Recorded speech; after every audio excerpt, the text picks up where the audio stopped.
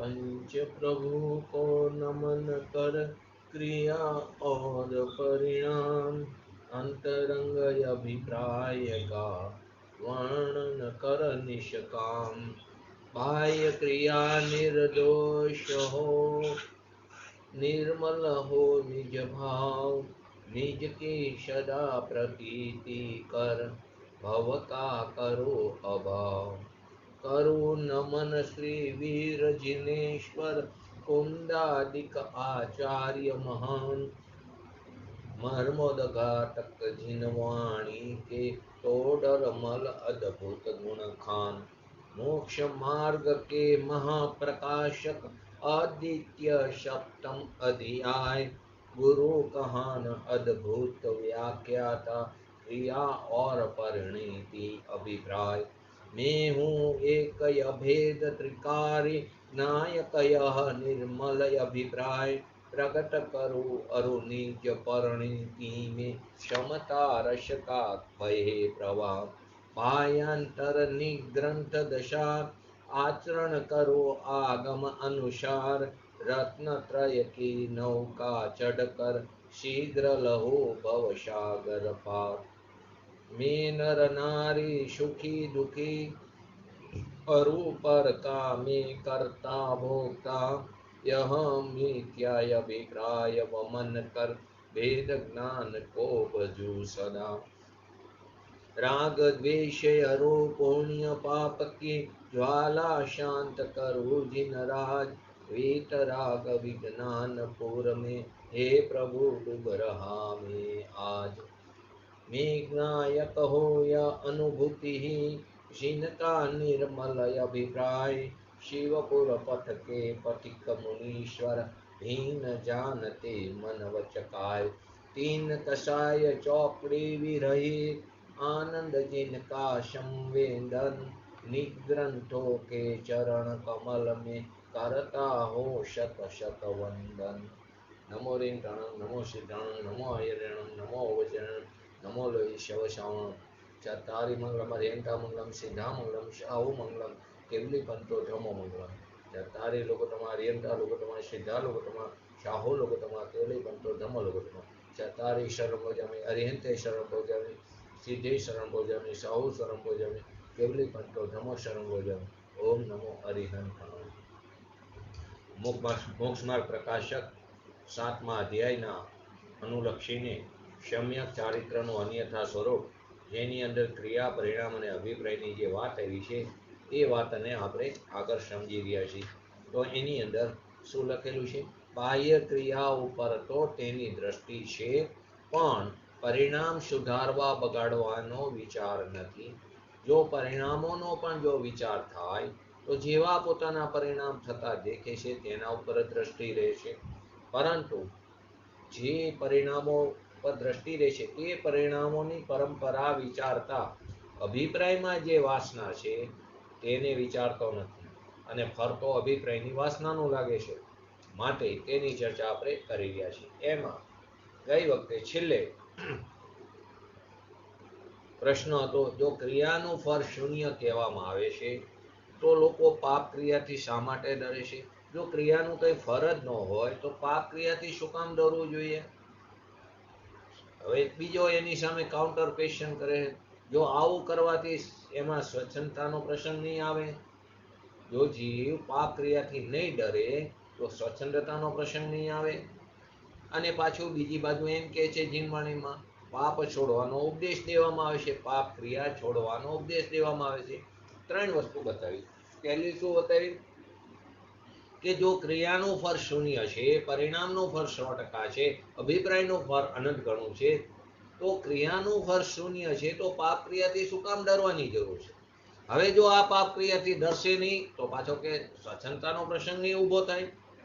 અને પાછું જીનવાણીમાં તો પાપ ક્રિયા છોડવાનો ઉપદેશ દેવામાં આવે છે, તો આખી વસ્તુ સમજાતી નથી। તો કે ક્રિયાની ભાષામાં પણ પરિણામની જ વાત ત્યાં કરવામાં આવી છે। ક્રિયાની ભાષામાં પણ ખરેખર તો ત્યાં પરિણામની જ વાત કહેવામાં આવે છે, કેમ કે જે કથન પદ્ધતિ છે તે તો વ્યવહારની મુખ્યતાથી થાય છે અને વ્યવહાર વડે જ પરમાર્થને બતાવવામાં આવે છે। જે વ્યવહાર છે તેના વડે જ પરમાર્થને પ્રતિપાદન થાય છે। જો એમ કહેવામાં આવે, આપણે સમજાતા, રાત્રિ ભોજન ન કરો એમ કહેવામાં આવે, ધારો કે રાત્રિ ભોજન ન કરો તો એનો આશય શું છે કે રાત્રિ ભોજનનો ત્યાગ એટલે કે એનો ભાવ ન કરો. રાત્રિ ભોજન ન કરો એટલે ક્રિયા કરવાની જે ના પાડી છે, પરંતુ તે પરિણામ છે, એની પાછળ પરિણામની વાત છે કે તમે રાત્રિ ભોજનનો ભાવ પણ ન કરો. ક્રિયા તો નહીં પણ એવો ભાવ પણ ન કરો. તેમજ દર્શન પૂજા અભિષેક આદિ કરવાનો જ્યારે જીનવાણીમાં ઉપદેશ દેવામાં આવે કે ક્રિયા કરવાનો ઉપદેશ દેવામાં આવે તો તેનો આશય છે કે તમે તેનો ભાવ કરો. પરિણામની વાત છે, ક્રિયાના માધ્યમથી પરિણામની વાત છે, તો કે ત્યાં તેનો ભાવ કરો. પરંતુ જે લોકો આ કથન પદ્ધતિને સમજે છે, જે વિવેકી જીવ છે, જે મધ્યસ્થી જીવ છે, જે ભદ્ર જીવ છે, તે જીવ જે આ કથન પદ્ધતિને સમજે છે તે સ્વચ્છંદી નહીં બને.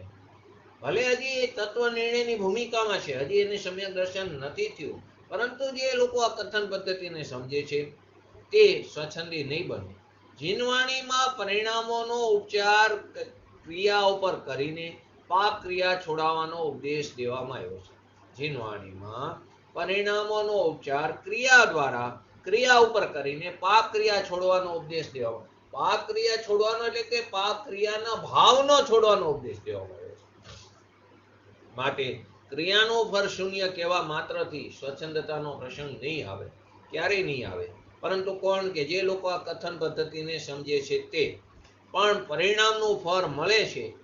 ઉલટાનું જે લોકો આ કથન પદ્ધતિ સમજે તે સમજે છે કે આ ક્રિયાની પાછળ પરિણામોની વાત છે અને પરિણામનું ફળ મળે છે એવો જાણીને જીવ પરિણામ સુધારવાનો પ્રયત્ન કરશે. હર સમયે જે પરિણામ છે તે પરિણામોમાં સાવધાની રાખતો થશે, પરિણામ સુધારવાનો પ્રયત્ન કરશે, જેથી કસાય મંદ થશે અથવા રાગની મંદતા થશે, રાગની મંદતા પૂર્વક શુભ ભાવ થશે અને તેને અનુચિત જે ક્રિયા છે તે ક્રિયાનો પણ નિષેધ અને અનુચિત જે ઉચિત નથી એવી ક્રિયાનો નિષેધ પણ સ્વયંમેવ થઈ જશે.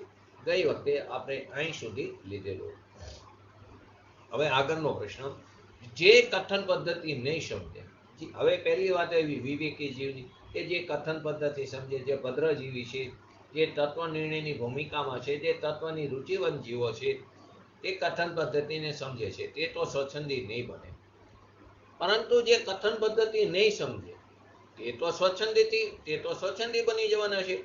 શાસ્ત્રમાં કઈ કથન પદ્ધતિથી કઈ શૈલીથી કહેવામાં આવ્યું છે તેને નહીં સમજે તે તો સ્વચ્છંદી બની જશે. તેથી ક્રિયાની મુખ્યતાથી કથન જ ન કરવું જોઈએ. તેથી ક્રિયાની મુખ્યતાથી કથન કરવું જ ન જોઈએ એવો પ્રશ્ન છે.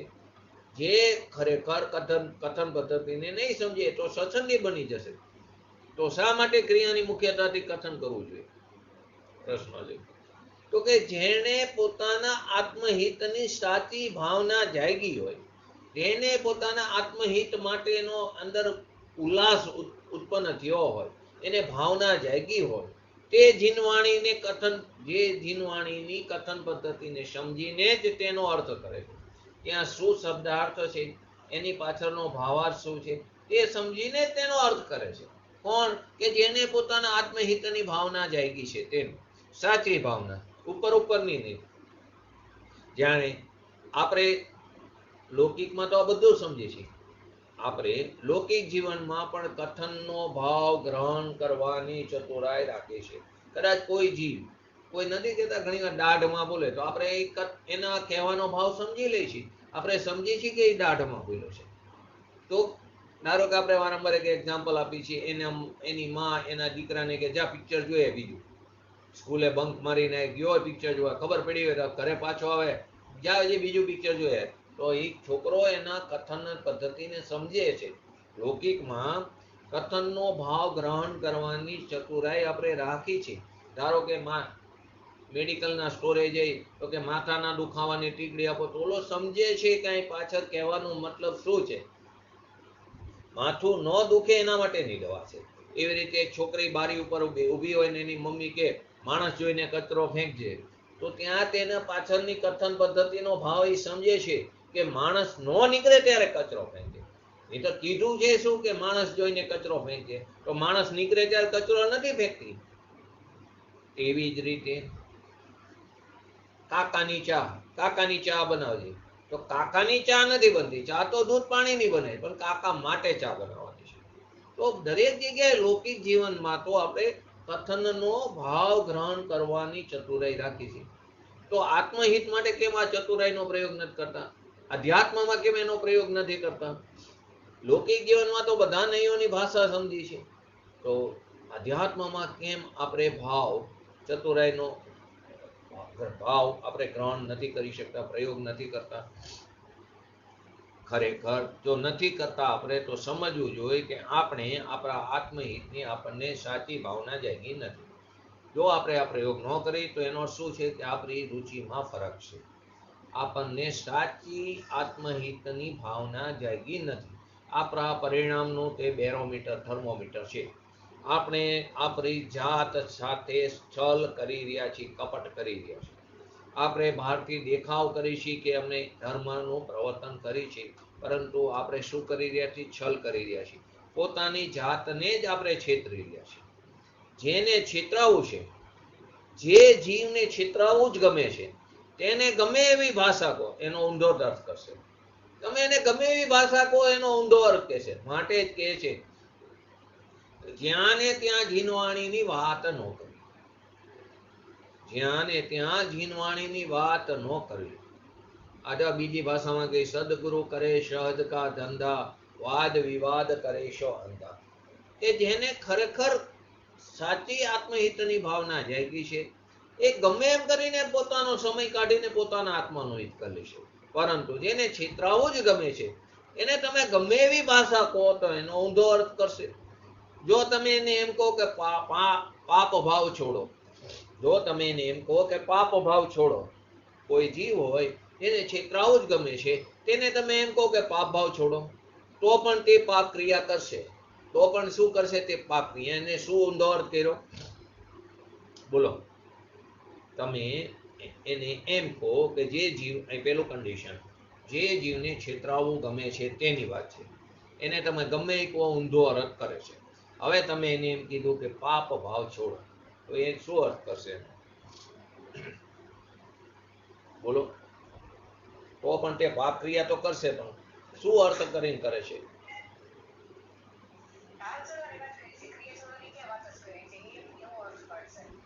સરસ. પાપ ભાવ છોડો, તો પણ તે પાપ ક્રિયા તો કરશે અને કહેશે અમે ભાવ નથી કરતા. ક્રિયા કરવાનો તો નિષેધ છે નહીં. તમે એમ કીધું પાપ ભાવ છોડો, તમે પાપ ભાવ નથી કરતા, પરંતુ ક્રિયા છોડવાનો તો નિષેધ છે નહીં. ક્રિયાનું ફળ તો શૂન્ય છે. શું કહે છે કે તમે એમ કીધું કે પાપ ભાવ છોડો, પણ તે પાપ ક્રિયા કરવાનો, અને કહેશે કે અમે ભાવ નથી કરતા. ક્રિયા કરવાનો નિષેધ તો છે નહીં. માટે વ્યવહારની ભાષામાં પરમાર્થ સમજાવવામાં આવે છે. માટે એટલે કે ક્રિયાના માધ્યમથી પરિણામોની ચર્ચા કરવામાં આવી છે. એટલે પાપ ક્રિયા છોડવાની વાત કરે, ક્રિયાના માધ્યમથી પરિણામની. નેતાજી પોતે જે જીવને પોતાની જાત સાથે કપટ અથવા છેતરાવું ગમે છે, એને તમે ગમે એ રીતે કહો તે ઊંધો અર્થ કરશે. ત્યાં તેવો અર્થ કરે, પાપ ભાવને છોડવાની વાત કરી, તમે ભાવ નથી કરતા, ક્રિયા કરવાનો તો નિષેધ છે નહીં, તો તે પાપ ક્રિયા કરશે. માટે ક્રિયાના માધ્યમથી પરિણામની ચર્ચા કરવામાં આવે છે. તો શું બોલવામાં આવે છે? પાપ ક્રિયાને છોડો. જીનવાણીમાં પાપ ક્રિયાનો છોડવાનો ઉપદેશ દેવામાં આવે છે. ખરેખર તો પાપ ક્રિયાનો ભાવ છોડવાનો ઉપદેશ. જીવ ખરેખર પોતાના અભિપ્રાય અને પરિણામનું ફળ ભોગવે છે. જીવ પોતાના પરિણામ અને અભિપ્રાયનું ફળ ભોગવે છે. માટે દરેક જીવે પોતાના પરિણામ અને અભિપ્રાય સમ્યક થાય, અભિપ્રાય અને પરિણામ સમ્યક થાય એવો પ્રયત્ન કરવો જોઈએ. એ જ પરમાર્થ છે. દરેક જીવને પોતાના પરિણામ અને અભિપ્રાયનું ફળ મળે છે. માટે દરેક જીવે પોતાનો અભિપ્રાય અને પરિણામ સમ્યક થાય એવો પ્રયત્ન કરવો જોઈએ. એ જ પરમાર્થ છે.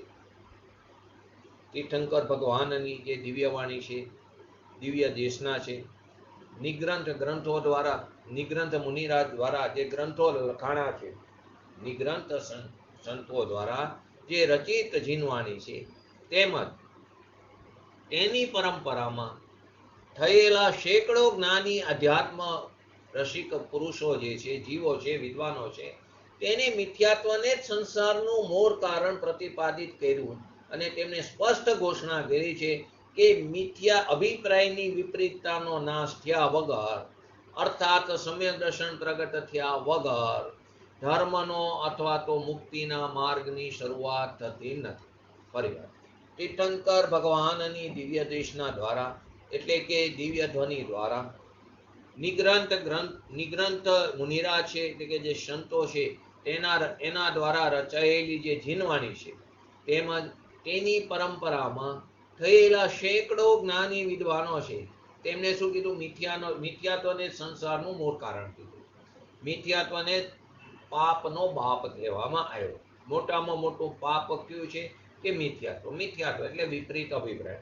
તો મિથ્યાત્વને સંસારનું મૂળ કારણ કીધું અને તેની પ્રતિપાદિત કરતા એમને સ્પષ્ટ કીધું. દરેક જ્ઞાની પુરુષોએ, દરેક નિગ્રંથ સંતોએ અથવા તો ભગવાનની દિવ્યવાણીમાં આવ્યું કે અભિપ્રાયની વિપરીતતાનો નાશ થયા વગર અથવા તો એ અસ્થિતિ સમ્યક દર્શન પ્રગટ થયા વગર મુક્તિની શરૂઆત, મોક્ષ માર્ગની શરૂઆત થતી નથી. મુક્તિના માર્ગનો પ્રારંભ થતો નથી. માટે મોક્ષ માર્ગ પ્રકાશકમાં પંડિત ટોડરમલજીએ ચોથા અધિકારથી લઈને સાતમા અધિકાર સુધી મિથ્યા દર્શન, જ્ઞાન, ચારિત્રનું નિરૂપણ કરીને મિથ્યા દર્શન, મિથ્યા જ્ઞાન, મિથ્યા ચારિત્રનું નિરૂપણ કરીને અભિપ્રાયની ભૂલનું વિસ્તારથી ત્યાં વિવરણ કર્યું છે. માટે પંડિત ટોડરમલજીએ પણ મોક્ષ માર્ગ પ્રકાશકના ચોથા અધિકારથી લઈને સાતમા અધિકાર સુધી મિથ્યા દર્શન, મિથ્યા જ્ઞાન, મિથ્યા ચારિત્રનું નિરૂપણ કરીને અભિપ્રાયની આપણી જે ભૂલ છે તેની વિસ્તારનું વિવેચન કર્યું છે. આ ચારેય અધિકારમાં તેમને મુખ્ય વાત શું કરી છે? મિથ્યાત્વ વિરુદ્ધ તેમને એક ક્રાંતિ ઊભી કરી છે. એના ચારે એની આપણને એનો જે ઝલક છે એ ચારેય અધિકારના મંગલાચરણની અંદર જોવા મળે છે. તો આપણે એ મિથ્યા જ્ઞાન, મિથ્યા દર્શન, મિથ્યા ચારિત્ર માટે અહીંયા મિથ્યા ભાવનો પ્રયોગ મંગલાચરણની અંદર કરવામાં આવ્યો છે. આપણે ચારેય અધ્યાયના મંગલાચરણ કદાચ મોક્ષ માર્ગ પ્રકાશક લઈને બેઠા હોય છાયાબેન કે જેઠીભાઈ, તો એમાં જો ચોથા અધ્યાયની અંદર મંગલાચરણની અંદર ઈશ ભવ કે સબ દુઃખની કે કારણ મિથ્યા ભાવ, તિનકી સત્તા નાશ કરી પ્રગટે મોક્ષ ઉપાવ. આ અધ્યાય 4 માં ત્યાં પણ મિથ્યા ભાવ કીધો. બધા દુઃખોનું કારણ મિથ્યા ભાવ છે. તેની સત્તાનો નાશ થાય તો મોક્ષ માર્ગની શરૂઆત થાય છે. પછી અધ્યાય 5 માં બહુવિધિ મિથ્યાત્મતની કરી મલિન ભયો નિજ ભાવ, તાકો હોત અભાવ હે સહજ રૂપ દર્શાવ. ત્યાં પણ મિથ્યાત્વ ભાવની અધ્યાય 5 માં પણ તે વાત બતાવવામાં આવી છે. છઠ્ઠા અધ્યાયના મંગલાચરણમાં મિથ્યા દેવાદિક ભજે હો હે મિથ્યા ભાવ, મિથ્યા દેવાદિક ભજે કુદી કુરુકુ શાસ્ત્ર આદિને ભજવાથી હો હે મિથ્યા ભાવ, તજ તિનકો સાચે ભજો અહિત હેત ઉપાવ. માટે સાચે ત્રણેયને જે સાચા દેવગુરુ શાસ્ત્રને ભજો તો એ આપણું હિતનું કારણ છે. તે અધ્યાય 6 ના મંગલાચરણમાં છે. 7 ના મંગલાચરણમાં ઈશ ભવ તરુકા મૂલ એક, ઈશ ભવ તરુકા મૂલ એક, ઈક એટલે એક, જાનવહુ મિથ્યા ભાવ. મિથ્યા ભાવ છે ભાવમાં રખડવાનું કારણ મૂળ શું છે? મિથ્યા ભાવ. તાકો કરી નિર્મૂલ અબ, તાકો કરી તરત હું એનો ઉપાય, નિર્મૂલ અબ કરીએ મોક્ષ ઉપાવ. મોક્ષનો ઉપાય હું આ એક જ છે, મિથ્યા ભાવને હું એને નાશ કરું. તો 7મા અધિકારમાં મુખ્યત્વે આપણે મંગલાચરણમાં પણ આપણે જે આજે જ્યારે પણ ક્રિયા પરિણામ અભિપ્રાય કરીશી તો એક અંદર બોલી છી જયંતિભાઈ આવે છે ને, મોક્ષ માર્ગ કે મહાપ્રકાશક અદ્વિતીયમ સપ્તમ અધ્યાય. પહેલું જે આખું છંદ છે કરું નમન શ્રી વીર જિનેશ્વર કુંદાદિક આચાર્ય મહાન.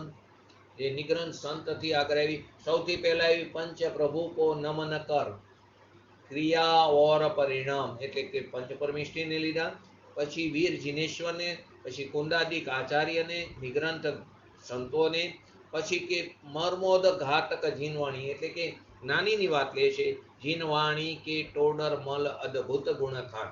પછી એમને શેમાં વાત કરી છે કે મોક્ષ માર્ગ કે મહાપ્રકાશક મહા સપ્તમ અધ્યાય, અદ્વિતીયમ સપ્તમ અધ્યાય. અને ગુરુ કહાન છેલ્લે એમની પરંપરામાં પંચમકારમાં જે છેલ્લા મહાન પુરુષ થઈ ગયા, ગુરુ કહાન અદ્ભુત વ્યાખ્યાતા ક્રિયા ઓર પરિણીતિ અભિપ્રાય. તો ત્યાં પણ તેનો વિવેક જાળવીને આપણે મંગલાચરણમાં શરૂ કરીશું. તો સાતમા અધિકારના મંગલાચરણમાં મિથ્યાત્વને સંસાર વૃક્ષના મૂળિયા બતાવવામાં આવ્યા છે. મિથ્યાત્વને શું બોલે? સંસારરૂપી જે વૃક્ષ છે એનું મૂળિયું કોણ છે? તો કે મિથ્યાત્વ છે. આપણે કોઈ પણ ઝાડ હોય એ ઝાડનો નાશ કરી એના ડાળી પાંદડા આદિ તોડી તો પણ મૂળિયામાંથી ફરીવાર ઝાડ ઊભું થાય છે. તો શું કરવું પડે છે? તે મૂળિયાનો નાશ કરવો પડે છે. મૂળિયાનો નાશ નહીં થાય, ઝાડ પાંદડાને તોડશું, ડાળીઓને તોડશું તો ઝાડ તો ફરીવાર થાય, કેમ કે મૂળિયાથી જે ઝાડનું પોષણ થાય છે. તો શું કહે છે મંગલાચરણની અંદર સાતમા અધ્યાયમાં? મિથ્યાત્વને સંસારરૂપી જે વૃક્ષ છે તેના મૂળિયા બતાવવામાં આવ્યા છે. વૃક્ષના જે પાંદડા છે, એના ફળફૂલ છે, ડાળીઓ છે, તે બધું અંદર એના અંગ દેખાય છે. વૃક્ષમાં પાંદડા દેખાય, ફળફૂલ દેખાય, ડાળીઓ દેખાય, એ બધા અંગો દેખાય છે, પરંતુ મૂળિયા દેખાતા નથી. ક્યારે ઝાડના મૂળિયા દેખાતા નથી. મિથ્યાત્વનો અધિકાંશ લોકો મિથ્યાત્વથી પરિચિત જ નથી. મૂળિયા દેખાતા નથી. દેખાય છે શું? બહારની વસ્તુ. ક્રિયાની અપેક્ષાએ વાત આવે છે. બહારના ફળફૂલ દેખાય છે, ડાળીઓ દેખાય છે, પાંદડા દેખાય છે, પરંતુ મૂળિયા દેખાતા નથી. કેમ? તો કે તે જમીનની અંદર રહે છે. મૂળિયા જમીનની અંદર રહેતા હોવાથી દેખાતા નથી. છતાં પણ સંપૂર્ણ વૃક્ષનો આધાર તો તે મૂળિયા છે. તે દેખાતા નથી, જમીનની અંદર રહે છે. ઓલા તો બધું દેખાય છે, છતાં આખા વૃક્ષનો આધાર તો કોણ છે? મૂળિયા જ છે. મૂળિયા દ્વારા જ વૃક્ષ પોતાનો ખોરાક લઈને જીવતું રહે છે. મૂળિયા દ્વારા એ સંપૂર્ણ વૃક્ષ છે તે ફૂલે ફાલે છે, કેમ કે ત્યાંથી તેનો ખોરાક લે છે અને જીવતું રહે છે. આમ જ આ જ રીતે હવે આપણા ઉપર બાહ્ય અનુકૂળ પ્રતિકૂળ સંયોગ. બાહ્ય જે આપણા અનુકૂળ સંયોગો છે કે પ્રતિકૂળ સંયોગો છે, તે સંસારરૂપી જે વૃક્ષના પાંદડા અથવા તો ફળફૂલ જેવા છે. બાહ્ય અનુકૂળ સંયોગો હોય કે પ્રતિકૂળ સંયોગો હોય, તે સંસારરૂપી જે વૃક્ષ છે તેના પાંદડા અથવા તો એના ફળફૂલ જેવા છે. હવે જે શુભાશુભ ભાવ છે, પુણ્ય ભાવ, રાગદ્વેષ આદિ જે ભાવ છે, શુભાશુભ ભાવ, તે સંસારરૂપી વૃક્ષની ડાળીઓ છે. તે સંસારરૂપી જે વૃક્ષ છે તેની શું છે? ડાળી છે. અને જે મિથ્યાત્વ છે તે સંસારરૂપી વૃક્ષનું મૂળિયું છે. ફરીવાર કોની સાથે લીધું? વૃક્ષ સાથે લીધું. વૃક્ષમાં શું લીધું? તો ડાળી, પાંદડા, ફળ, ફૂલ આદિ જે બહાર દેખાય છે. મૂળિયા છે જમીનની અંદર હોવાથી દેખાતા નથી, છતાં આખા વૃક્ષનો આધાર મૂળિયા પર છે, કેમ કે મૂળિયા દ્વારા સંપૂર્ણ વૃક્ષ જીવતું રહે છે, તેમાંથી ખોરાક લે. તો આવી જ રીતે બાહ્ય આપણને જે અનુકૂળ પ્રતિકૂળ જે સંયોગો છે તે સંસારરૂપી વૃક્ષનું શું છે? ફળફૂલ છે અથવા પાંદડા છે. જે શુભાશુભ ભાવ છે તે સંસારરૂપી વૃક્ષની ડાળીઓ છે. અને મિથ્યાત્વ જે છે તે સંસારરૂપી વૃક્ષનું મૂળિયું છે. બાહ્ય સંયોગ તો દુનિયાને દેખાય છે. આપણને જે બાહ્ય સંયોગ અનુકૂળ હોય કે પ્રતિકૂળ હોય, તે સંયોગ તો બહારના લોકો જગત એનાથી પરિચિત છે. જે આપણને અનુકૂળ હોય પ્રતિકૂળ સંયોગો તે બહારના લોકો એટલે કે જગત તેનાથી પરિચિત છે. ક્રિયાના માધ્યમથી પેલું આપણે ઓલું લીધું, સંયોગો લીધો. હવે બીજું શુભાશુભ ભાવ. તો ક્રિયાના માધ્યમથી શુભાશુભ પરિણામ પણ સમજમાં આવે છે. ક્રિયાના માધ્યમથી ધારો કે કોઈ વ્રત, તપ, પૂજા, ઉપવાસ આદિ કરતો હોય તો એ ક્રિયાનું માધ્યમથી શું થાય કે એને અત્યારે શુભ પરિણામ છે. પછી એમાં તીવ્ર મંદની વાત નથી, પરંતુ છે શુભ પરિણામ. કોઈ હિંસા, ચોરી, જૂઠ આદિ એવી ક્રિયા કરતો હોય તો તો આપણને ખ્યાલ આવે કે અત્યારે એને અશુભ ભાવ છે. તો ક્રિયાના માધ્યમથી શુભાશુભ પરિણામ પણ સમજમાં આવે છે. પરંતુ જે મૂળિયું છે, જે જમીનની અંદર છે, એટલે કે જે મિથ્યાત્વ છે સંસારરૂપી વૃક્ષનું, તે દેખાતું નથી.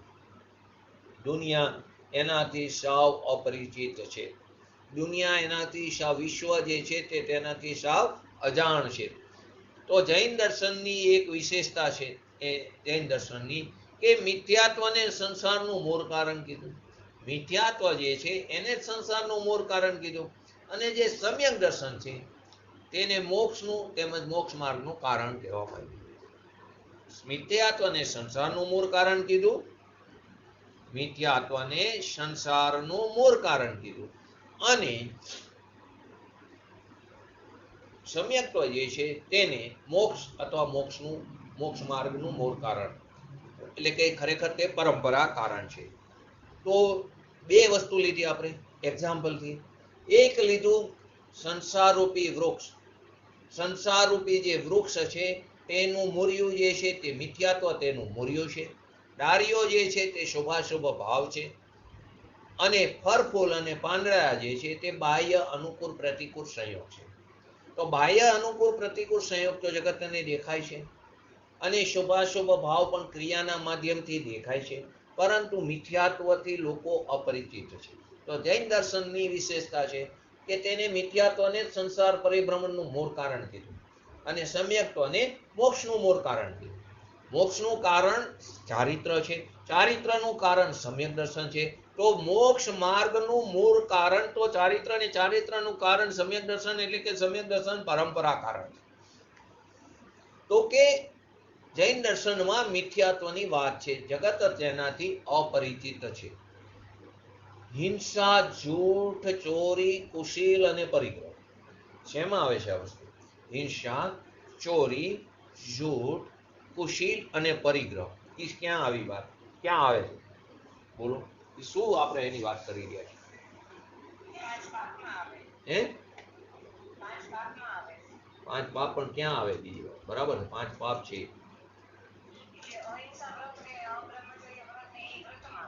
બરાબર, ક્યાં આવે છે? 12 પ્રકારના વ્રતમાં પહેલા 5 વ્રત જે અણુવ્રત કહે છીએ આપણે, પછી શિક્ષા અને ગુણ વ્રત આદિ વે, ટોટલ 12 પ્રકારના વ્રત જે આપણે પ્રતિક્રમણમાં બોલી છીએ. તો તેની અંદર એ આપણે એક વિષય અલગ છે, એ લેશું. અત્યારે આપણે આટલું અણુવ્રતની વાત લો. હિંસા, ચોરી, કુશીલ, હિંસા લો, જૂઠ લો, ચોરી, કુશીલ અને પરિગ્રહ, એ 5 પાપ છે. બરાબર, એ 5 પાપોથી અને તેના અનિષ્ટ ફળથી, એ 5 પાપો અને 5 પાપોનું જે ફળ છે તેનાથી દુનિયાના અધિક લોકો પરિચિત છે. એ 5 પાપ તો બધા છોડવાનું કે છે. કયો ધર્મ છે હિંસા કરવાનું કે? કયો ધર્મ જૂઠું બોલવાનું કે છે? કયો ધર્મ ચોરી કરવાનું કે છે? કયો ધર્મ કુશીલ રહેવાનું કે છે? કયો ધર્મ પરિગ્રહ ધારણ કરવાનું કે છે? એ 5 પાપો અને 5 પાપો તેને ધારણ કર્યા હોય એના ફળથી તો એનું ફળ શું મળે છે એનાથી તો દુનિયાના લોકો પરિચિત છે, અને તેને ખરાબ પણ જાણે છે, અનિષ્ટ પણ જાણીને એને છોડવાનો પ્રયત્ન પણ ઈચ્છે પણ છે. અન્ય ધર્મમાં તો એને ખરાબ કીધા છે, અન્ય ધર્મમાં આ 5ને પાપ કીધા છે અને તેને ખરાબ કીધા છે, અને છોડવાનો લોકો પ્રયત્ન પણ કરે છે, એટલે કે ઈચ્છે પણ છે, અને ખરાબ પણ કીધા છે. પરંતુ જૈન દર્શન સિવાય, જૈન દર્શન તે વિશ્વ દર્શન છે. પૂજ્ય ગુરુદેવશ્રીના સમયમાં જાપાનીઝની એક વાત વારંવાર આવે છે કે તે જૈન દર્શનનો અભ્યાસ કરવા માટે આવ્યો, એને એમનો દીકરો. તો એને બીજો તો ખ્યાલ ન આવે બહુ, પરંતુ એને અભ્યાસ કર્યા પછી એટલું બોલીને ગયો કે જૈન દર્શન તે અનુભૂતિનો માર્ગ છે. તો જૈન દર્શનની પરાકાષ્ઠા બતાવે છે. તો જૈન દર્શન સિવાય, એટલે એને વિશ્વ દર્શન કીધું. તો કે જૈન વિતરાગ વિજ્ઞાનથી મોટું કોઈ વિજ્ઞાન નથી, સમયસારથી મોટું કોઈ નયચક્ર નથી. તો જૈન દર્શન સિવાય અન્ય કોઈ દર્શનમાં, સમયસાર એટલે આત્માનો સાર, એનાથી મોટું કોઈ નયચક્ર નથી.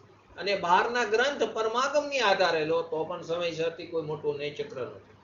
તો જૈન દર્શન સિવાય અન્ય કોઈ દર્શનમાં મિથ્યાત્વનું આવું ગહન ચિંતન નથી. અગૃહિત કોને કહેવાય, ગૃહિત કોને કહેવાય, પહેલું તો મિથ્યાત્વ કોને કહેવાય ખબર નથી. ભાવબંધના 5 કારણમાં સૌથી પહેલું કોનો ત્યાગ થાય? ક્યાં ભાવબંધના 5 કારણ? બોલો બોલો જયંતિભાઈ, છાયાબેન બોલો. ક્રમમાં બોલો, ક્રમમાં બોલો.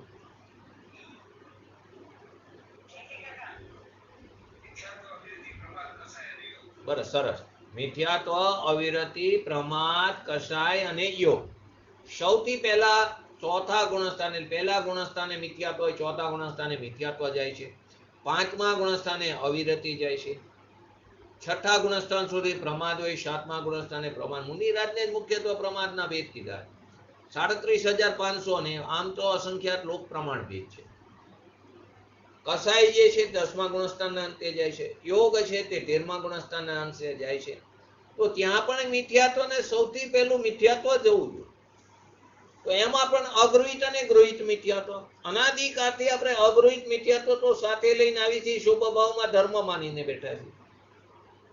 અગૃહિત મિથ્યાત્વ સાથે લઈને આવી છે, આ ભાવમાં નવું ધારણ કરીશું ગૃહિત મિથ્યાત્વ. તો જ્યાં સુધી ગૃહિત મિથ્યાત્વ નહીં જાય ત્યાં સુધી અગૃહિત નહીં જાય, અગૃહિત નહીં જાય ત્યાં સુધી મોક્ષ માર્ગની શરૂઆત નહીં થાય, ધર્મની શરૂઆત નહીં થાય, અને મુક્તિનો માર્ગ શરૂઆત ન થવાને કારણે મુક્તિની પણ પ્રાપ્તિ નહીં થાય. તો સૌથી પહેલા તો મિથ્યાત્વનો ત્યાગ થવો જોઈએ. તો એ નાસ્તિની ભાષામાં જ મિથ્યાત્વનો ત્યાગ કરવો નથી પડતો. પોતાના સ્વભાવની અધિકતાને વિસ્મયતા થાય તો સ્વભાવનો મહિમા આવતા, સ્વભાવનો આશ્રય થતા મિથ્યાત્વ ચાલ્યું જાય. સૌથી પહેલા દર્શનનો નિયમ કર્મ જે છે હથિયાર છોડીને ભાગી જાય છે. તો મિથ્યાત્વને અનંતાબંધીનો અભાવ થાય છે. તો કે આ જે છે દુનિયા તે પણ તેને પાપ કહે છે, પરંતુ જૈન દર્શન સિવાય અન્ય કોઈ દર્શનમાં મિથ્યાત્વની વાત જોવા મળતી નથી. તો હિંસા આદિ જે વાત કરી, હિંસા, ચોરી, જૂઠ, કુશીલ અને પરિગ્રહ, તો હિંસા આદિ જે 5 પાપ છે એને ડાકુ સમાન કીધા. કોના સમાન કીધા? ડાકુ સમાન. ડાકુ હોય અથવા તો લૂંટેરા હોય, ધારો કે ચંબલના ડાકુ હોય કે તે પૂર્વ આગળ આવતા હતા ભૂતકાળમાં એવા ડાકુ, તો એ બધા 5 પાપ તેને ડાકુ સમાન કીધા. કેમ કે કોઈ ડાકુનો પહેરવેશ જોઈને પણ આપણને ડાકુના પહેરવેશ જોઈને ખબર પડે કે આ લૂંટેરો છે.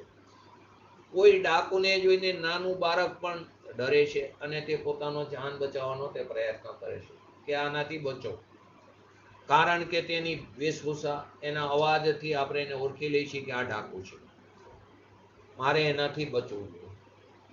એવી જ રીતે સામાન્ય જન, વિશ્વની અંદર રહેલા જૈન દર્શન સિવાયના સામાન્ય જન પણ હિંસા આદિ 5 પાપોથી ડરે છે. જૈન દર્શનમાં તો બરાબર છે, પરંતુ તે સિવાયના અન્ય દર્શનમાં પણ હિંસા આદિ 5 ભાવોથી, 5 પાપોથી તે ડરે છે.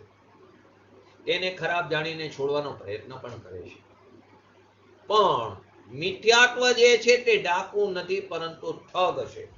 મિથ્યાત્વ શું છે? ડાકુ નથી, પરંતુ એને અહીંયા ઠગ કીધું. હિંસા, ચોરી આદિ જે છે તે 5 પાપને ડાકુ કીધા. એને તો ખ્યાલ છે કે આ 5 પાપ છે, તે એનાથી મારું ગુરુ થશે, તો તેને તો અન્ય લોકો પણ છોડવાનો પ્રયત્ન કરે છે. અન્ય ધર્મમાં પણ તેને ખરાબ કીધા છે અને તેને છોડવાનો તે પ્રયત્ન કરે છે.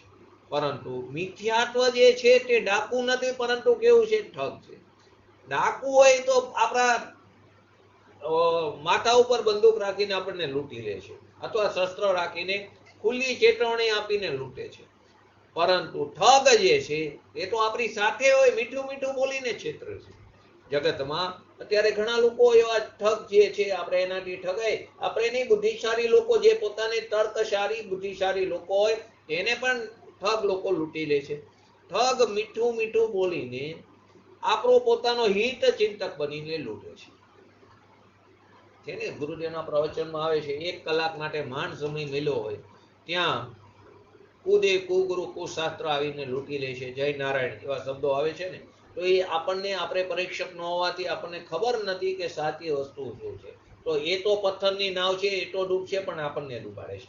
માટે આપણે પોતે અભ્યાસ હોવો જરૂરી છે. તો નક્કી કરી શકશું સામે જે વસ્તુ કહી રહ્યા છે તે વસ્તુ સ્વરૂપ અનુસાર છે, સર્વજ્ઞની વાણી અનુસાર છે, પૂજ્ય ગુરુદેવ શ્રી જેવા જ્ઞાની પુરુષોની અનુસાર છે, એ આપણી પોતાની જવાબદારી છે। અને આ એટલા જ માટે આચાર્ય કહે છે અમે કહી છે એમ તું માની ન લેતો, તારા અનુભવથી તું પ્રમાણ કર, એમને એમ ન કરો તો પરીક્ષા કરજે। આગળ આવશે આપણે પરીક્ષા રહિત ધર્મ ધારક વ્યવહારાભાસી, આપણે એવું નથી બનવું, આપણે નથી કુર અપેક્ષા વાળો ધર્મ ધારક વ્યવહારાભાસી બનવું, નથી પરીક્ષા રહિત આપણે ધર્મ ધારક વ્યવહારાભાસી બનવું। તો કે શું છે કે ઠગ જે છે તે મીઠું મીઠું બોલીને આપણો હિત ચિંતક બનીને લૂંટે, આપણી સાથે એટલો બધો હલી મળી જાય અને તે લૂંટી લે છે। પાછળથી વાર કરે, સામી છાતીએ નથી આવતો, ડાકુ હોય સામેથી વાર કરે અથવા ચેતવણી આપીને લૂંટે છે। સારા સારા બુદ્ધિમાન લોકો પણ ઠગની ધારમાં ફસાઈ જાય છે, કારણ કે તે શું છે, છુપો દુશ્મન છે, તે જોઈ શકાતો નથી। આતંકવાદી જે છે, ધારો કે કાશ્મીર છે, તો કાશ્મીરની અંદર આતંકવાદી હોય, સામાન્ય લોકો આતંકવાદી બને તો ખબર નથી પડતી। ઓલું સૈન્ય પાકિસ્તાન શું કરે છે, સામી છાતીએ તો લડી નથી શકતું, તો એ શું કરે, અહીંના લોકોને ભોરવીને આતંકવાદી બનાવે છે। તો આપણને ખબર નથી પડતી કે આના મગજમાં શું ચાલી રહ્યું। તો કે જે છુપો દુશ્મન છે, એ છુપો દુશ્મન છે, તેને કારણે જ આપણું અહિત થાય છે।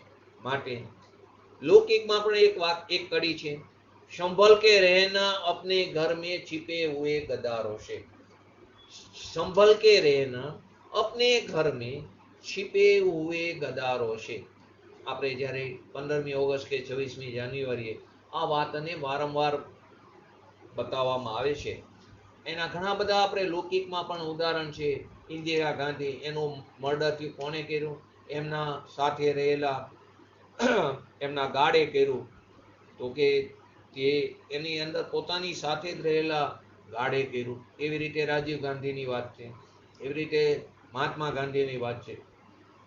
માટે શું કે સંભલ કે રહેના अपने में छिपे हुए, अपना પોતાના ઘરમાં, પોતાના સમાજમાં, પોતાના દેશમાં, પોતાના સ્વઘરમાં छिपाए हुए गद्दारों છે। મિથ્યાત્વ આપણો ગદાર છે, આપણી અંદર છુપાયેલો છે। વિપરીત માન્યતા, અનાદિકાળથી અપૂર્વ કાર્ય પ્રગટ નથી કર્યું આપણે, તો આપણી અંદર પણ આવું અનાદિકાળથી અગૃહિત મિથ્યાત્વ પડેલું છે।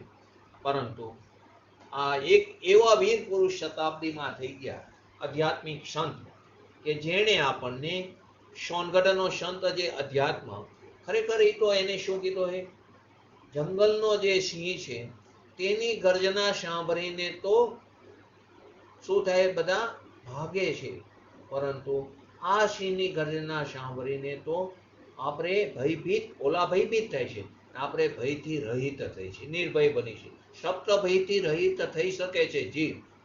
પૂજ્ય ગુરુદેવ શ્રી કહેલી વાતને પોતાના સ્વના લક્ષ્ય જો અનુસરે, માત્ર જય બોલવાથી કાર્ય નહીં થાય, તેમણે કહેલી વાતને જો સ્વના લક્ષ્ય જો આપણે અમલમાં મૂકશું, તો આપણે ભયભીતથી રહિત થશું, ભય નહીં રહે, આપણા ભયથી રહિત થશું, નિર્ભય બનશું, સપ્ત ભયથી રહિત, એવો આપણને સમ્યક દર્શન અપૂર્વ કાર્યની પ્રાપ્તિ થશે। તો પૂજ્ય ગુરુદેવ શ્રીએ 45 વર્ષ સુધી તેમને શું વાત કરી, તો એમને શું કે મિથ્યાત્વથી વિરોધ, એમને અદ્ભુત પૂર્વક એ સમ્યક દર્શન પ્રગટ કરો, મિથ્યાત્વનો નાશ કરો, વિપરીત માન્યતાનો નાશ કરો।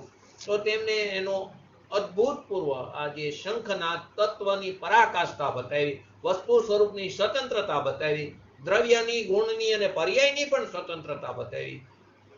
તો તેમને જે આ પર્યાયની સ્વતંત્રતા બતાવી કે પર્યાયનો કરતા પર્યાય છે, જે પર્યાય ઉત્પન્ન થાય તે પર્યાયનો કરતા ખરેખર તે જ પર્યાય છે, પૂર્વની પર્યાય પણ તેનો કરતા નથી, તે પર્યાય જે ગુણની છે તે ગુણ પણ તેનો કરતા નથી, અને એ ગુણ જે દ્રવ્યનું છે તે દ્રવ્ય પણ ખરેખર નિશ્ચયથી તેનો કરતા નથી।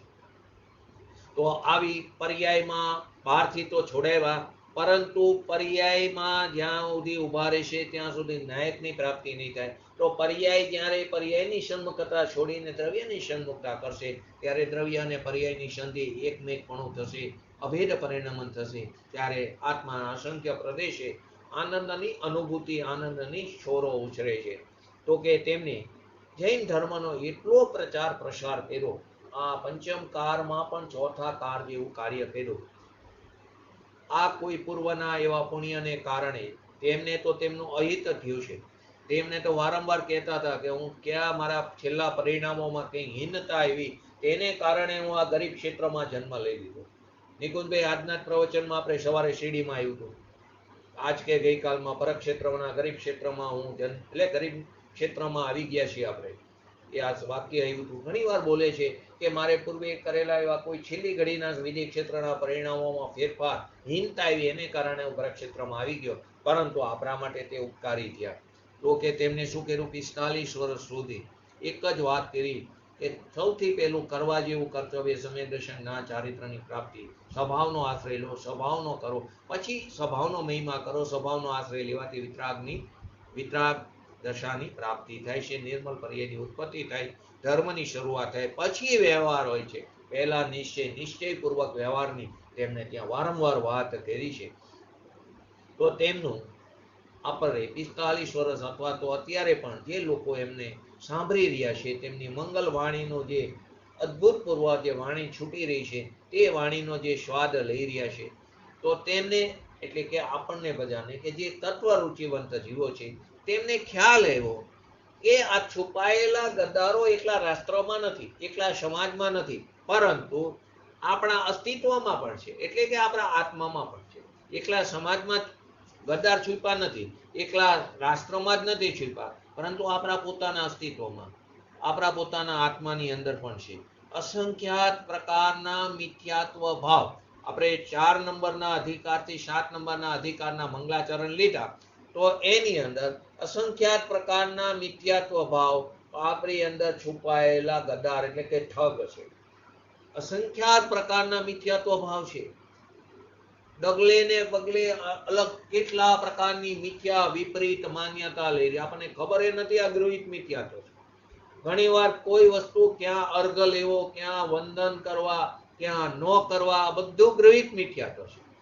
હવે એ ગૃહિત મિથ્યાત્વ આપણને તો ખબર નથી, આપણે કોઈ પણ જાતના મહિમામાં એમાં ચાલ્યા જઈએ છીએ. તો કે આવા ગૃહિત મિથ્યાત્વની આપણને એટલે કે આવા અસંખ્યાત પ્રકારના મિથ્યાત્વ ભાવ જ આપણી અંદર છુપાયેલા પડ્યા છે, જેમનાથી જગત તો અજાણ છે, પરંતુ આપણે પણ ક્યાંય ને ક્યાંય આપણા પોતાના અનભ્યાસને કારણે આપણે પણ અંદર એનાથી ડૂબીને આપણે આપણું પોતાનું અહિત કરી રહ્યા છીએ. તો અધ્યાત્મના સંદર્ભમાં છુપાયેલા શત્રુનું એટલે કે મિથ્યાત્વનું સ્વરૂપ સમજવાથી આપણે લૌકિકમાં જે પંક્તિ છે તેનું મર્મ આપણને વ્યવસ્થિત ભાષિત થાય છે. આજે પણ પૂજ્ય ગુરુદેવશ્રીના નિમિત્તે લાખો આત્માર્થી ભાઈ બહેનો યથાર્થ તત્વ નિર્ણય કરીને પોતાના અભ્યાસથી એમને કહેલી વાતને પોતાના સ્વના લક્ષ્ય વિચારીને, ભલે હજી સમ્યક દર્શન ન થાય, પણ તત્વ નિર્ણયની ભૂમિકામાં તો એ વાતને લે છે, તો તત્વ નિર્ણય કરીને મિથ્યાત્વ રૂપી જે ગુપ્ત શત્રુ જે છે, જે આપણી અંદર છુપાઈને પડ્યો છે, એને જડ મૂળથી ઉખેડવાનો પ્રયત્ન તો કરી રહ્યા છે. પૂજ્ય ગુરુદેવશ્રીનું નિમિત્ત પામીને પંચમ કાળના અંત સુધી આ ધર્મ ટકવાનો છે. એમના આ નિમિત્ત છે. પછી તો આવા ઘણા જ્ઞાની પુરુષો કાળક્રમે થતા જ હશે, કેમ કે 5મા કાળના અંત સુધી 4 પાત્ર જોવા મળે છે: ભાવલિંગી મુનિરાજ, અર્જિકા, શ્રાવક અને શ્રાવિકા. આ ચારેયના નામ પણ શાસ્ત્રની અંદર છે. વિરાંગદા મુનિ, સર્વશ્રી નામની અર્જિકા, અગ્નિશેન નામનો શ્રાવક અને પંગુશેન આ નામની શ્રાવિકા. 4 પાત્રો પંચમ કાળના અંત સુધી એટલે કે ધર્મ છે. ભાવલિંગી મુનિરાજ પણ છે પંચમ કાળના અંત સુધી. તો એમનું નિમિત્ત, આ કોનું નિમિત્ત? પૂજ્ય ગુરુદેવશ્રીનું નિમિત્ત પામીને લાખો ભાઈ બહેનો, આત્માર્થી ભાઈ બહેનો યથાર્થ તત્વ નિર્ણય કરીને એ મિથ્યાત્વ રૂપી ગુપ્ત જે શત્રુ આપણી અંદર પડ્યા છે તેને ઉખેડવાનો પ્રયત્ન કરી રહ્યા છે. અને આ અધ્યાત્મ ક્રાંતિ પંચમ કાળના અંત સુધી ચાલવાની, એમાં મીન મેક વગર છે. કેમ કે શાસ્ત્રમાં 5 પંચમ કાળના અંતમાં 4 પાત્રોના નામ પણ જોવા મળે છે. આગળનો પ્રશ્ન: બંધ અને મોક્ષ તો પરિણામોથી થાય છે, છતાં અભિપ્રાયનો મોક્ષ માર્ગ ઉપર શો પ્રભાવ પડે છે? બંધ અને મોક્ષ તો પરિણામોથી થાય છે, પરંતુ અભિપ્રાયનો મોક્ષ માર્ગ ઉપર શું પ્રભાવ પડે છે? ફરીવાર શું કીધો પ્રશ્ન? બંધ અને મોક્ષ તો પરિણામોથી થાય છે, પરંતુ અભિપ્રાયનો મોક્ષ માર્ગ ઉપર શો પ્રભાવ પડે છે? મિથ્યા દ્રષ્ટિ જીવ નરક, નિગોર, સ્વર્ગ આદિ ચારે ગતિમાં ભ્રમણ કરે છે, તો સંસાર ભ્રમણમાં અભિપ્રાયની શું ભૂમિકા છે? આની આપણે વિગતવાર આવતા સ્વાધ્યાયમાં કરશું. આજ મારે થોડી બીજી વાત કરવી છે. પહેલા 4-5 બ્લેન્ક્સ લઈ લે અને આજે એક બાલ બ્રહ્મચારી યશપાલજી જૈન એમનું આજે દેહ પરિવર્તન બપોરે 3:30 કલાકે અંદાજે તેમનું દેહ પરિવર્તન થયું. એ બાલ બ્રહ્મચારી હતા, મૂળ કન્નડ ભાષી હતા અને તેમને મરાઠી ભાષામાં અભ્યાસ કરેલો. અને ખાસ તમને એટલા માટે કહું છું કે તમે ડાયરેક્ટલી કે ઇનડાયરેક્ટલી એનાથી પરિચિત છો, કેમ કે આપણે ગુણસ્થાનના 50 સ્વાધ્યાય થયા, 50 સ્વાધ્યાયનું રેકોર્ડિંગ થયું છે આપણું. એ ગુણસ્થાન આપણે આમના જ આધારથી લીધું. યશપાલજી જૈનની ગુણસ્થાન વિવેચન જે શાસ્ત્ર હતું નાનું, એના આધારથી જ આપણે ગુણસ્થાન ઉપર આપણે વિસ્તૃત વાત લીધી. એ બાલ બ્રહ્મચારી હતા ને પછી છેલ્લે ઘણા વર્ષોથી તે જયપુર જ સ્થાયી હતા અને તેમની ઘણા બધા નાના નાના આવા શાસ્ત્રો બહાર પડ્યા છે કન્નડ ભાષામાં, મરાઠી ભાષામાં, પરંતુ આ ગુણસ્થાન વિવેચન હિન્દીમાં પણ છે અને ગુજરાતીમાં પણ છે. અને ગુણસ્થાન શબ્દ પૂજ્ય ગુરુદેવશ્રીના પ્રવચનો જે કોઈ નિયમિત સાંભળતા હોય, લગભગ દરેક પ્રવચનમાં ગુણસ્થાનની વાત આવતી હશે. પરંતુ એ ગુણસ્થાનનું જો વધારે નોલેજ, કેમ કે ડીપમાં એ આપણને આમના નિમિત્તે મળ્યું. અને એવા જ એક બીજા છે કે ઉજ્જવલાબેન શાહ, કે જેમના થકી પણ આ ગુણસ્થાનની વિશેષ વાત મળે છે. તો આવા યશપાલજી જૈન, એમની ઉંમર અંદાજે, બાકી ઉંમર ખબર નથી, પણ 85 થી 90ની આજુબાજુ હોવી જોઈએ. તેમનો આ દેહ પરિવર્તન થયું. આવા અભ્યાસી જીવ અને બાલ બ્રહ્મચારી એવા યશપાલજી જૈનને આપણે ભાવપૂર્વક એમને શ્રદ્ધાંજલિ અર્પીએ છીએ. તેમનો આત્મા જ્યાં પણ હોય તે તેમનું પોતાનું આ પર્યાયમાં એમનું કામ જે અધૂરું છે, તે અધૂરું રહ્યું હોય તો આપણને ખબર નથી એમના પરિણામો, કદાચ એમનું કામ અધૂરું રહ્યું હોય તો જે તે પર્યાયમાં સારી જ પર્યાય મળવાની છે. એ સારી જે કોઈ પર્યાય મળે તે પર્યાયમાં પોતાનું અધૂરું કાર્ય એ પૂરું કરે અને શીઘ્ર ને શીઘ્ર તે ઉપર સિદ્ધ પદમાં બિરાજમાન થાય, એવી આપણે સર્વ સ્વાધ્યાય મિત્રો આપણે શ્રદ્ધાંજલિ આપી એવી ભાવના ભાવી છે. અને આપણે પણ આવા અભ્યાસી જીવના માર્ગ ઉપર ચાલીને, પૂજ્ય ગુરુદેવ શ્રી જેવા જ્ઞાની પુરુષોના માર્ગ ઉપર ચાલીને આપણે પણ આપણા આત્માનું કલ્યાણ કરવું જોઈએ. એના માટે જ આ પર્યાય મિલી છે, ભાવનો અભાવ કરવા માટે. તો ખાસ આજ તો આપણે આ યશપાલજી જૈનની વાત આપણે કરી. આગળ આપણે આ પ્રશ્નને એક યાદ રાખજો, બંધ અને મોક્ષ તો પરિણામોથી થાય છે, છતાં અભિપ્રાયનો, આપણે 3 વસ્તુ છે ને, ક્રિયા, પરિણામ, અભિપ્રાય, તો અભિપ્રાયનો મોક્ષ માર્ગ ઉપર શું પ્રભાવ પડે છે? મિથ્યા દ્રષ્ટિ જે જીવ છે તે નરક, નિગોર, સ્વર્ગ આદિ ચારે ગતિમાં પરિભ્રમણ, ચારે ગતિની અંદર મિથ્યાત્વ વાળો જીવ 9મી ગ્રીવેક સુધી 31 સાગર ઉપમનું આયુષ્ય ભોગવી શકે છે, 7મી નરક સુધી જઈ શકે છે. તો મિથ્યા દ્રષ્ટિ જીવ નરક, નિગોદ અને સ્વર્ગ આદિ ચારે ગતિમાં પરિભ્રમણ કરે છે, તો સંસાર ભ્રમણમાં અભિપ્રાયની શું ભૂમિકા? બંધ અને મોક્ષ તો પરિણામથી થાય, એ તો બરાબર, પણ અભિપ્રાયની શું ભૂમિકા? તો એનું એક્ઝામ્પલથી આપણે આવતી વખતે સમજશું. હવે આપણે થોડી બ્લેન્ક્સ લઈ લી, ગઈ વખતે પણ થોડી લીધી હતી. જીવ 2000 થી કંઈક વધારે સાગરમાં, સ્વર્ગમાં વિતાવે છે. બોલો, થોડીક રિપીટ કરીને લઈ બોલો. હવે ઓપ્શન નથી આપતો. જીવ 2000 થી કંઈક વધારે સાગર, સ્વર્ગમાં અનુકૂળ સંયોગોમાં વિતાવે છે. જો ઉત્કૃષ્ટની વાત ચાલી રહી છે. 1260. સરસ. મિથ્યાત્વ જીવને વધારેમાં વધારે ખાલી જગ્યાએ સંયોગક્ષમ જ્ઞાન હોય છે.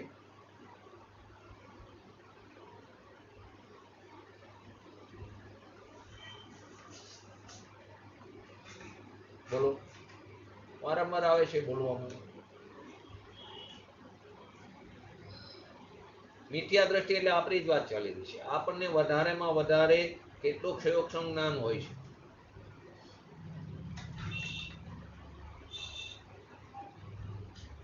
બોલો. 11 અંગ અને 9 પૂર્વનું કેટલું હોય છે? 11 અંગ અને 9 પૂર્વનું મેક્સિમમ. તો 12 અંગ હોય સમ્યક દ્રષ્ટિને અથવા તો 10 પૂર્વ હોય. 11 અંગ અને 9 પૂર્વનું વધારેમાં વધારે આપણને ક્ષયોક્ષમ જ્ઞાન હોય છે મિથ્યા દ્રષ્ટિ જીવને. આપણે હંમેશા એને કોઈક વસ્તુ આવે ને આ બીજા ઉપર છોડી દઈશું. ધારો કે એમ પૂછ્યું અત્યારે ભાવિ તીર્થંકર કોણ હવેની 24માં કોણ તીર્થંકર થશે?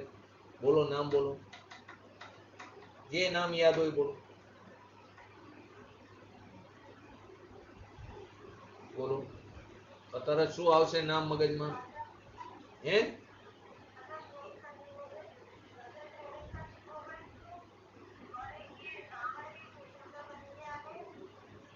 બરાબર. સૈનિક રાજા પણ બનશે, રાવણ પણ બનશે, કૃષ્ણ પણ બનશે, બધા આવશે. પરંતુ ક્યારે એવું વિચારતા નથી કે હું પણ કદાચ થઈ શકું. બીજાનું જ યાદ આવે છે. મારી કેવું નિગોત, તો કે હા નિગોતમાં જીવો બહુ દુઃખી થાય છે, પણ હું પણ આનંદવાર જઈએ એવો નિગોતમાં. આપણે ક્યારે આપણું વિચારતા નથી. અહીં મેં શું કીધું? મિથ્યાત્વી. તો મિથ્યાત્વી એટલે આપણી જ વાત ચાલી રહી છે. તો આપણને વધારેમાં વધારે કેટલું ક્ષયોક્ષમ જ્ઞાન છે? 11. ત્યારે આવું કઈ તો કે હા કે સૈનિક રાજા થશે, રાવણ થશે, કૃષ્ણ થશે, પણ એવું નથી વિચારતા કે હું પણ તીર્થંકર થઈ શકું છું. તીર્થંકર એક પ્રકૃતિ બંધ છે, પરંતુ આપણે તો મુક્ત દશાની એવું કંઈ વિચારી શકતા નથી કે આ ઈ થશે જીવ. તો કેમ આપણે ન થઈ શકે? તો ખાલી જગ્યાનું અંતરંગ સ્વરૂપ નહીં જાણવાથી પુરુષાર્થની વિપરીતતા રહેશે. બોલો.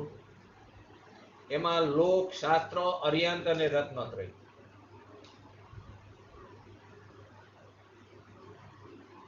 બોલો નિકુંજભાઈ, ગઈ વખતે લીધું હતું?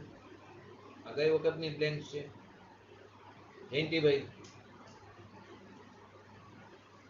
રત્નત્રયનું અંતરંગ સ્વરૂપ નહીં જાણવાથી પુરુષાર્થની આપણી વિપરીતતા રહેશે. ક્રિયા, પરિણામ અને અભિપ્રાયનું આખું જે વર્ણન મોક્ષમાર્ગ પ્રકાશકમાં કયા અધ્યાયમાં, એટલે 7મા અધ્યાયમાં, પરંતુ કયા વિષયમાં, કયા ચેપ્ટરને અનુલક્ષીને છે? વ્યવહારાભાસી, નિશ્ચયાભાસી, ઉભયાભાસી કે સમ્યક સન્મુખ મિથ્યા દ્રષ્ટિ? વ્યવહારાભાસી. પેકિંગ વગરના ખાલી જગ્યા છે સિદ્ધ જીવ, પૂતગલ પરમાણુ, ધર્માસ્તિકાય, અધર્માસ્તિકાય. બોલો. આવરણ વગરના ખાલી જગ્યા જીવ છે સિદ્ધ જીવ, પરમાણુ, ધર્માસ્તિકાય, અધર્માસ્તિકાય. બોલો.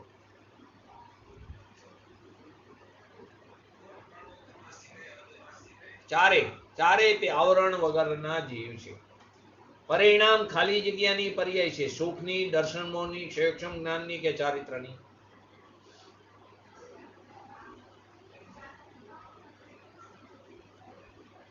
ક્રિયા,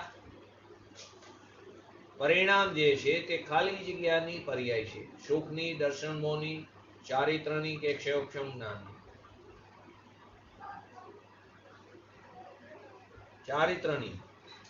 ચારિત્રની પર્યાય છે. ક્રિયા પરિણામમાં ખાલી જગ્યા સંબંધ છે. પરિણામ પરિણામી, કર્તા કર્મ, નિષેધ્ય નિષેધક કે નિમિત્ત નિમિત્ત? ક્રિયા પરિણામમાં ખાલી જગ્યા સંબંધ છે. પરિણામ પરિણામી, કર્તા કર્મ, નિમિત્ત નિમિત્તિક કે નિષેધ્ય નિષેધક? બોલો. ક્રિયા પરિણામમાં ખાલી જગ્યા સંબંધ છે.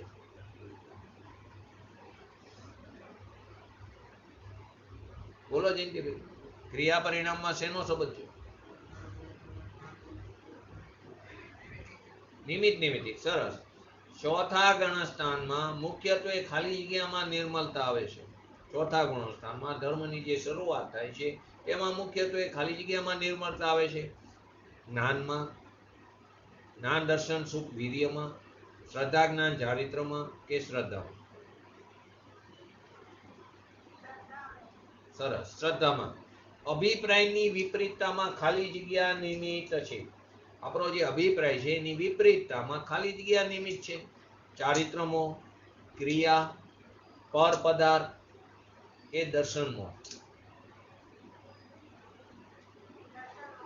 સરસ, દર્શનમોહ.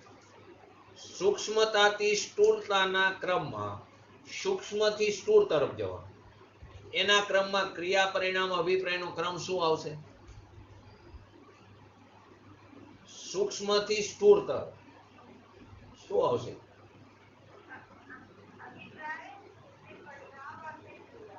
અભિપ્રાય પરિણામ ક્રિયા. સ્થૂળ સૌથી ક્રિયા સ્થૂળ છે, પરિણામ એનાથી સૂક્ષ્મ છે અને અભિપ્રાય સૌથી સૂક્ષ્મ છે.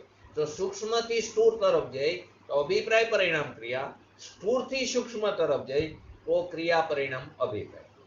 પરિણામની દશા ખાલી જગ્યા ઉપર નિર્ધારિત હોય છે.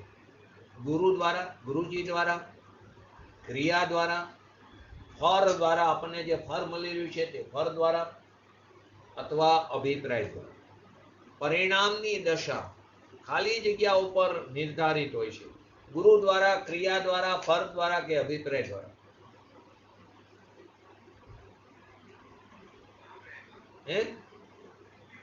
અભિપ્રાય દ્વારા. સરસ. આપણે એક્ઝામ્પલ પણ આપ્યું હતું ગાડીનું સ્ટીયરિંગ. એ સ્ટીયરિંગ અભિપ્રાય છે અને પૈડા છે તે પરિણામ છે. સ્ટીયરિંગ જે બાજુ ફેરવો તે બાજુ પરિણામ ફરે છે. તો પરિણામની દશા અભિપ્રાય ઉપર નિર્ધારિત છે. જીવન ઉપર સીધો પ્રભાવ કોનો પડે છે? આપણા જીવન ઉપર સીધો પ્રભાવ કોનો પડે? પરિણામનો, અભિપ્રાયનો, ક્રિયાનો કે બધાનો? ત્રણેયનો. આપણા જીવન ઉપર સીધો પ્રભાવ કોનો પડે? સીધો પ્રભાવ કોનો? ક્યાં બોલે? હા, ક્રિયાનો પડે. જીવન ઉપર સીધો પ્રભાવ ક્રિયાનો પડે છે. પરિણામ અને અભિપ્રાય તો ડાયરેક્ટલી પ્રભાવ નથી પડતો ક્રિયાનો, કેમ કે આપણને ક્રિયા જ દેખાય છે. બહારના લોકોને પણ ક્રિયા ઉપરથી તેનું ધર્માત્મા કે બીજું બધું મૂલ્યાંકન કરે છે. વાસ્તવિક સુખ દુઃખનો સંબંધ ખાલી જગ્યા છે. ક્ષયોક્ષમ, રાગદ્વેષ, અભિપ્રાય કે ક્રિયા. વાસ્તવિક આપણને જે સુખ દુઃખ છે એનો સંબંધ કોની હારે? આપણા ક્ષયોક્ષમ સાથે, આપણા અભિપ્રાય સાથે, આપણી ક્રિયા સાથે કે રાગદ્વેષ સાથે? સરસ, રાગદ્વેષ સાથે છે. અને છેલ્લું, જીવ ખાલી જગ્યાનું ફળ ભોગવે છે. પરિણામનું, ક્રિયા પરિણામનું, પરિણામ અભિપ્રાયનું કે કર્મનું? જીવ ખાલી જગ્યાનું ફળ ભોગવે છે. પરિણામનું, ક્રિયા પરિણામનું, અભિપ્રાય પરિણામનું કે કર્મ?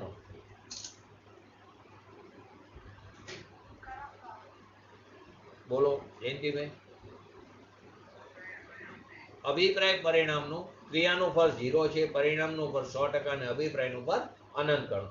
તો અભિપ્રાય પરિણામનું ફળ આપણે ભોગવી રહ્યા છીએ. તો આપણી અભિપ્રાયની જે વાસના છે, એટલે અભિપ્રાયને ફેરવીને એને સમ્યક કરીને આપણા પરિણામોમાં નિર્મલતા લાવીને આપણી ક્રિયા પણ એવી પરિણામને અનુલક્ષીને આપણી ક્રિયા પણ એવી ભૂમિકા અનુસાર થાય એવી ભાવના સાથે આપણે પણ આપણી પર્યાયમાં આપણા પરિણામોમાં સાવધાની રાખીને આપણા પર્યાયમાં શીઘ્ર ને શીઘ્ર વિતરાગતા પ્રાપ્ત કરી એવી પરમ વિરલ ભાવના સાથે આજનું વ્યક્તિત્વ પૂરું કરું. જય જીનેન્દ્ર.